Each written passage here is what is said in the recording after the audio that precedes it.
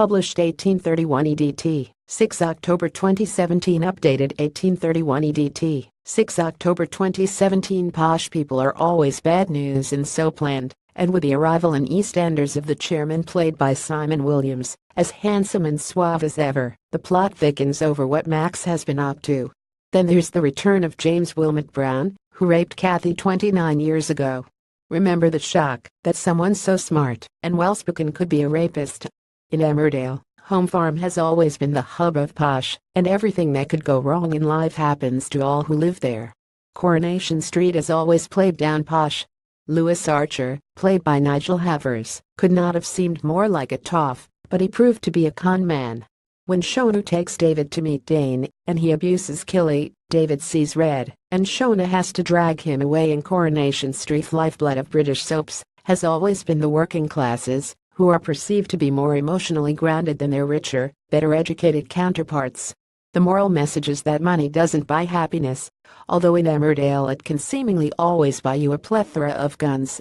Posh baddies speak the Queen's English, and are almost always men. Simon Williams may turn out to be the savior of EastEnders.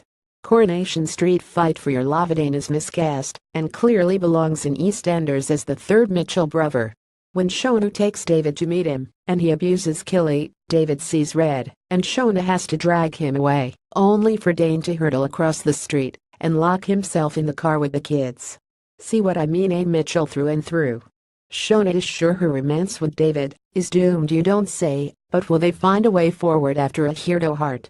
Basement Gate looks set to take a more sinister and rather silly turn now. Phelan appears to have accepted that he and Andy should go ahead with the replacement plan. This will mean kidnapping someone, locking them in the basement, and Andy turning prison guard in return for keeping quiet. Jane is in the most dangerous position, and when the doctors remove her breathing tube in this week's EastEnders straddle it's all going to come crashing down when Eileen insists on moving into the home she believes Phelan is renovating for them. And Phelan's problems multiply when Nicola announces that she's pregnant with Gary's baby. That's what 2 bottles of wine does for you, love. Funniest moment of last week: Bethany telling Gary she can speak Italian. Ordering spag bowl doesn't make you fluent, Bethany. EastEnders doctoring the plots. Does the BBC have a discount at a local hospital? It seems these days as if people spend more time there than they do at the Vic.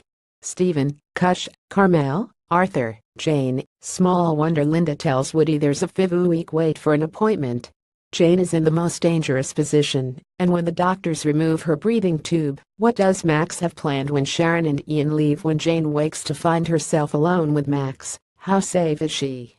The Fowlers and Casimus also head for the hospital for Arthur's appointment with the doctor and social worker. Will Stacy be able to shut up long enough to hear what the doctor has to say? I doubt it. Look, I don't wish ill health on anyone, but, oh my, I do pray for a celestial being to strike her dumb as the angel Gabriel did to Zacharias in the Bible.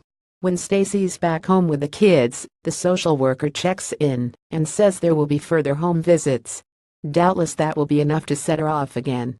Now, Gabriel, now this week, it's Charity and Vanessa in a lock-in down below, and, tucking into a bottle of whiskey, turning amorous in Emmerdale. Have you noticed how the word normal keeps cropping up? Some people think they're normal, others want to be normal, most don't know the meaning of the word, because they're all barking mad. The Taylor clan stand about as much chance of achieving normality as SpongeBob does of becoming Prime Minister. As the family's financial worries increase, Keanu calls an escort agency used by a fellow model. Don't all rush at once, ladies.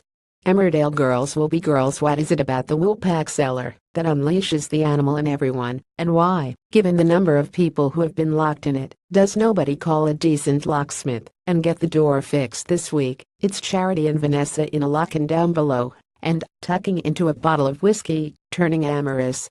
Now, I'm all for any port in a storm, but this is hardly a dinghy in a hurricane. True, both women have form in this arena, but quite what it is about a minching cellar that brings out their inner girl power remains to be seen. Still, of one thing we can be certain: in that cellar they'll have a barrel of fun.